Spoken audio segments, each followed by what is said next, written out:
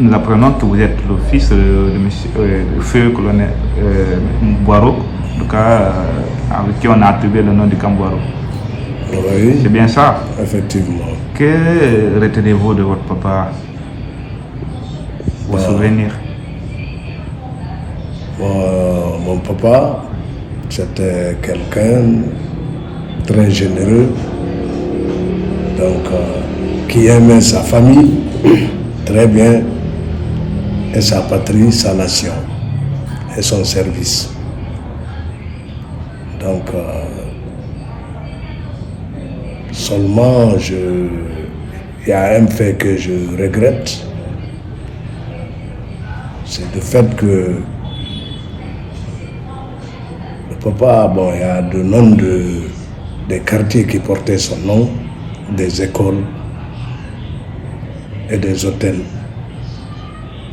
Le fait qu'on a enlevé ça, changé, donné autre nom, j'ai ce regret-là. De deux, de fait, le nom Kankamaen, on a attribué à son nom Kamboarou. Moi je vois ça, c'est un lieu de violence. Je regrette ça aussi.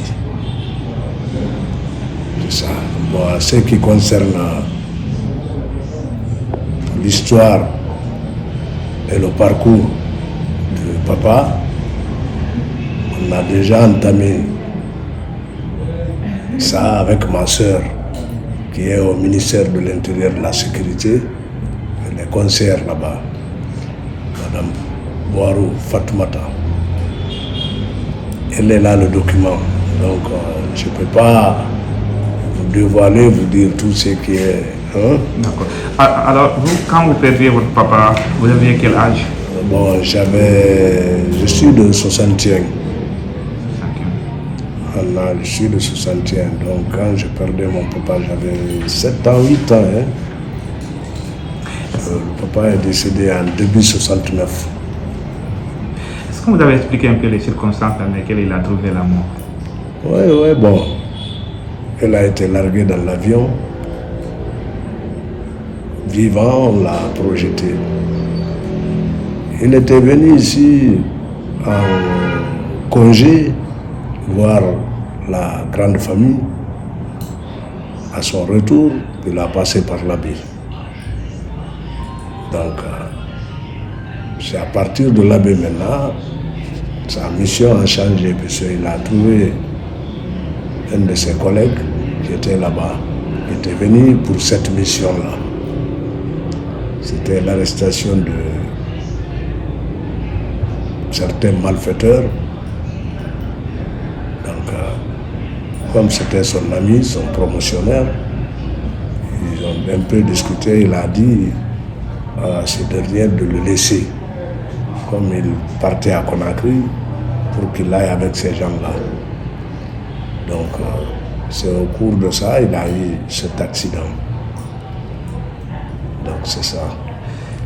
C'était un militaire? Non, c'était un policier. C'était un policier. C'est la première promotion de la police guinéenne après la prise de l'indépendance.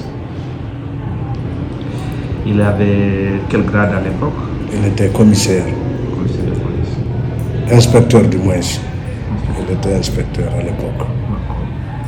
Et 69, il est décédé.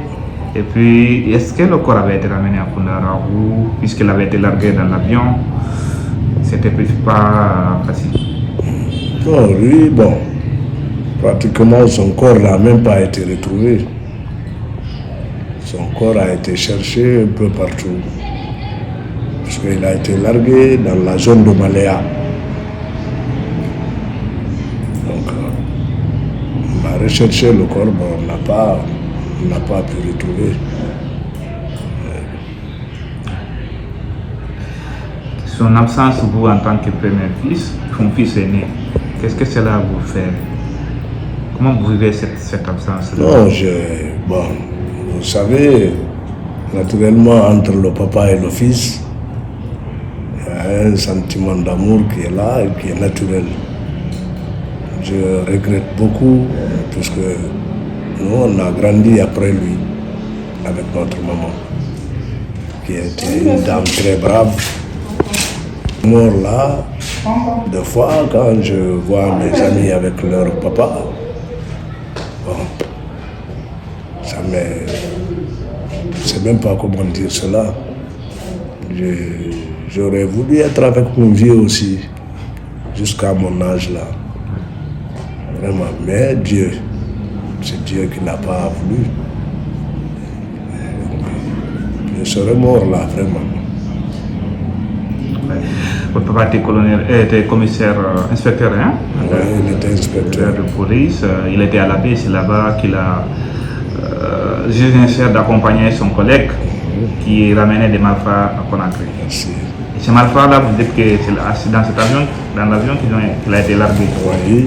Est-ce qu'il y a eu, c'est une bagarre ou c'était quoi? Non, c'était des gens, c'était l'État. C'était une mission d'État. Les gens-là c'était les commandos parachutistes qui devraient être entendus à Conakry. Donc ils les envoyaient pour ça. Maintenant, c'est dans l'avion, je ne sais pas bon. Mais le contenu de ça, comme je vous l'avais dit, on a entamé quelque chose avec ma soeur. Arrivé là-bas, elle va vous donner la suite. D'accord. Vous avez quand même exprimé des regrets du fait que les noms qui portaient le nom de votre papa ont été changés. Surtout également ce triste Kambouaro qui a été associé, qui aujourd'hui quand on parle des victimes qui sont encore des proches des victimes, justement des rescapés, mais aussi de ceux qui ont perdu leurs parents. Comment vous vivez ça quand vous voyez ces gens-là parler de Kambouaro? Oui, vous savez, pour certains, la nouvelle génération, ils ne connaissent pas. Et dès qu'ils entendent Kambouaro, pour eux, c'est Boiro Mamadou même qui a construit le Sokan, ou bien c'est lui qui était là-bas comme commissaire. Et, étant donné mon papa n'a même pas servi là-bas. Il n'a même pas servi là-bas. C'est quand Kamayen. C'est après sa mort, Sékou a changé, a donné le nom de Kambouaro pour ne pas qu'on l'oublie. Vous voyez? C'est tout ainsi. Non, mon papa n'a jamais servi au Kambouaro. Mais les gens, certains, par ignorance, ils voient ça autrement. Pour eux, Kambouaro, bon, c'est Mamadou Boiro même qui était le commissaire, c'est lui qui torturait, c'est lui qui faisait ça et ça. Et étant donné, c'est le contraire. Mon vieux n'a jamais servi là-bas. Mon vieux, c'est après qu'India, il est venu à Conakry. Il était à la sûreté. Et à partir de là-bas, il a eu cet accident. Donc, il n'a jamais... Bon, c'est... Enfin... Puisque ma soeur, elle est policière déjà. Mais bon, comme elle est policière, moi aussi, je ne pouvais pas être policier. J'ai préféré venir dans l'armée. Je suis un béret rouge. J'ai le grade de lieutenant-colonel.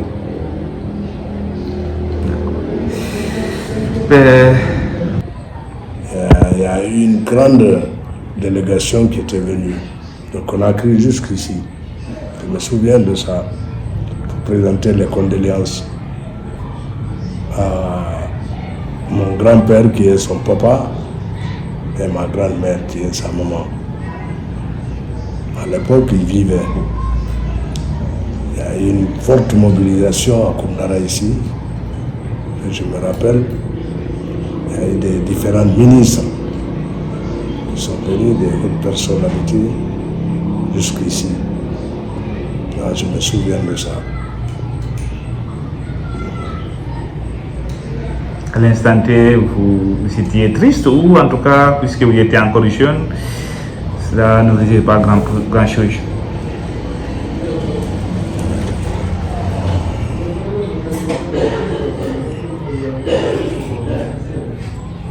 Vous étiez triste apparemment, parce que c'est difficile à expliquer.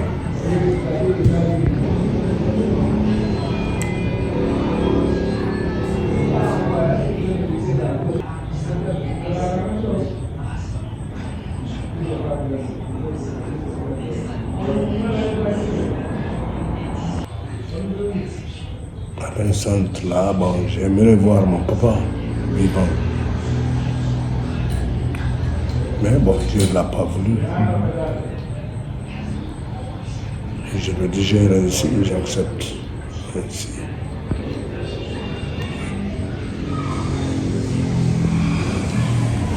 Si l'autorité aujourd'hui, pour tout ce que votre papa a eu à faire en tant que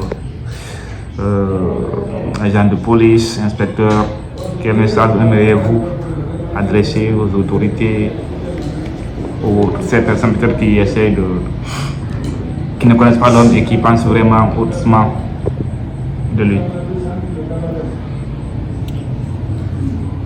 Ouais, bon, moi, mon message est que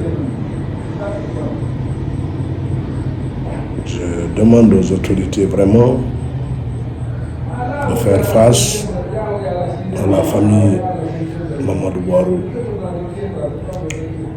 Puisque, bon, mon père a donné sa vie pour cette patrie.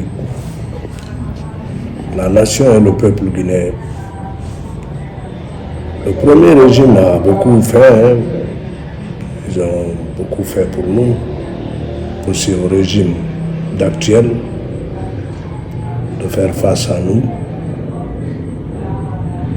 Vraiment. Bon, j'ai ma soeur qui est conseillère au ministère de l'Intérieur et de la Sécurité. Moi, je suis militaire béret rouge, lieutenant-colonel. Je suis là en mission.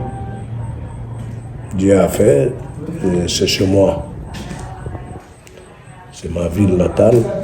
Donc, vraiment, si les autorités pouvaient penser à nous, nous faire vraiment, nous faire oublier un peu. On ne peut pas oublier, mais quand même nous satisfaire un peu. Parce que notre vieux est mort à cause de cette patrie. L'administration, c'est une continuité. C'est la même patrie qui continue jusqu'à présent. Donc, c'est ça.